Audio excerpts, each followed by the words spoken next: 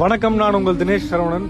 ராணிப்பேட்டை மாவட்டம் புளியங்கன்னு பகுதியில் இருக்கோம். இந்த பகுதியில் சுமித்ரா அப்படின்ற ஒரு பெண்ணுக்கு சின்ன வயசுல இருந்தே தோல் பிரச்சனை இருந்திருக்கு. அதனால 2 காலை இழந்து இப்போ 23 வயசுல தடுமாறிட்டு இருக்காங்க. 2 கால்களையும் இழந்துட்டு 2 காலில் இருக்க பிரச்சனை இப்போ கையிலையும் பரவி இருக்கு. அதனால 2 கையிலையும் சாப்பிட கூட முடியாம ஒரு ஒரு மிக மோசமான நிலையில இருக்காங்க. அப்பா ஒரு சின்ன வண்டியில தெருவா போயிட்டு துணி வியாபாரம் செஞ்சுட்டு இருக்காரு. சொந்த வீட்டையே வித்துட்டு இப்ப வாடகை வீட்டுக்கு வந்திருக்காங்க. ஒரு சொந்த வீட்டை வித்துட்டு அதுல இருந்து வர காசை எடுத்து தான் இவங்களுக்கு ட்ரீட்மெண்ட் பார்த்துருக்காங்க. இப்போ வாடகை வீட்டில் வாடகை கட்ட முடியாத சூழ்நிலையில் இருக்காங்க.